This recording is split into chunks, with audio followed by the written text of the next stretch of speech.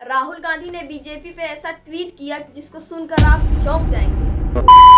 So guys, welcome back to my channel. What's up कैसे सारे। तो ऐसा आज हम लोग बात करेंगे उस मामले की जो पहले ट्विटर पे, अब इंस्टाग्राम, फेसबुक, यूट्यूब हर जगह ट्रेंड कर रहा है। कल 7 अगस्त को राहुल गांधी ने प्रेस कॉन्फ्रेंस में बीजेपी के ऊपर ऐसा ट्वीट किया कि वो वोट चोरी करके प्रधानमंत्री बने हैं, वो भारी संख्या में वोट चोरी कर रहे हैं और बिहार, महाराष्ट्र, कर्नाटक में लाखों संख्या में वोट चोरी की जा रही है। उन्होंने वोट चोरी के 5 तरीके बताए। पहला है डुप्लीकेट वोटर्स, दूसरा है फेक एंड इनवैलिड एड्रेस, तीसरा है bulk voters in single address, चौथा है इनवैलिड फोटोज, मतलब ऐसे वोटर्स जिनकी कोई वैलिड फोटो ही नहीं है, और पांचवा है मिसयूज ऑफ फॉर्म 6, मतलब ऐसे वोटर्स जो 60-70 साल के हैं और उन्हें ऐसा दर्ज किया जा रहा है कि वो पहली बार वोट देने जा रहे हैं। राहुल गांधी ने जो कहा उसे इंडिया टुडे ने जांच करके सही पाया।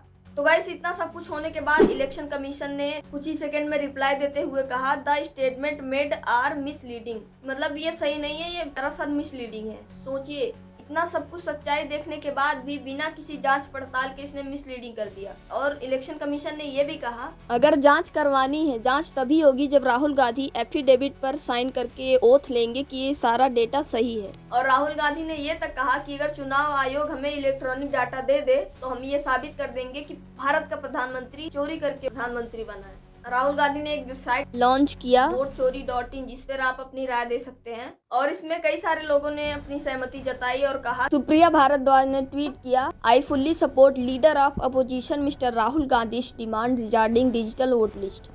बहुत सारे लोगों ने ट्वीट करके कहा।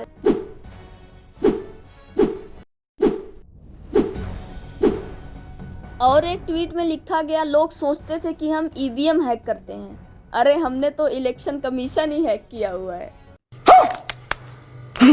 और फिर राहुल गांधी ने ये कहा कि इलेक्शन कमीशन बीजेपी का नहीं है, इलेक्शन कमीशन संविधान के लिए काम करता है। और कर्नाटक में सीट चोरी की गई है, एक लोकसभा को हमने जांच करके निकाला है। मैं कह सकता हूं कि 1 से ज्यादा सीटें यहां चोरी हुई हैं। जो कॉन्स्टिट्यूशन का फाउंडेशनल आइडिया है, 1 मैन 1 वोट, इस पर इलेक्शन कमीशन और उसके सारे के सारे अफसर आक्रमण कर रहे हैं। इसका मतलब वो संविधान पर आक्रमण कर रहे हैं, हिंदुस्तान के गरीब जनता पर आक्रमण कर रहे हैं। और मैं उनसे कहना चाहता हूं, अगर आप सोच रहे हो कि आप इस पर आक्रमण करके बचोगे तो फिर से सोचो, टाइम लगेगा मगर हम आपको पकड़ेंगे, एक एक करके पकड़ेंगे, मेरी बात याद रखना।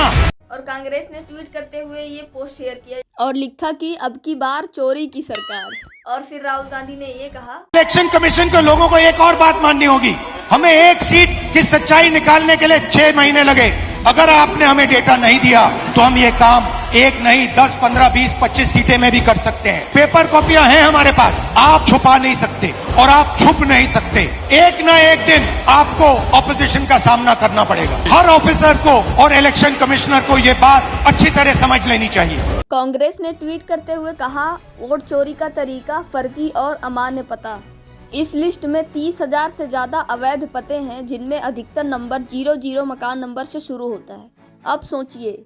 और कांग्रेस ने ट्वीट करते हुए ये भी लिखा, बिहार में SIR के बाद नई वोटर लिस्ट तैयार हुई है। इस वोटर लिस्ट में मुजफ्फरपुर के एक मकान में 269 वोटरों के नाम हैं, जमुई के एक मकान में 247 वोटरों के नाम हैं। ये सरासर वोट चोरी है, जिसका खेल अब सामने आ चुका है। चुनाव आयोग बीजेपी लोकतंत्र को तबाह करने पर तुले हुए हैं। कांग्रेस ने ट्वीट करते हुए ये भी कहा, वोट चोरी लोकतंत्र पर सीधा हमला है, देश की जनता के खिलाफ गहरी साजिश है। और कांग्रेस ने अपने ट्वीट में ये भी लिखा, बिहार के उप मुख्यमंत्री विजय सिन्हा जी का वोटर लिस्ट में 2 जगह नाम है।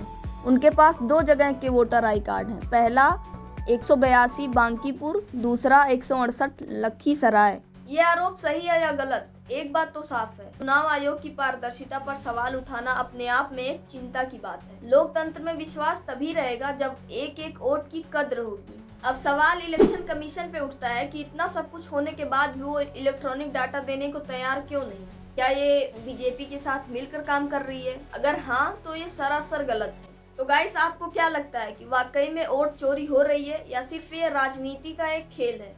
अपने विचार कमेंट में बताना। और वीडियो अच्छा लगे तो लाइक करो और चैनल को सब्सक्राइब करो ताकि ऐसी इन्फॉर्मेटिव वीडियो सबसे पहले आप तक पहुंचे। तो मिलते हैं नेक्स्ट वीडियो में। Thanks for watching, love you all, Ram Ram, bye सारे ना।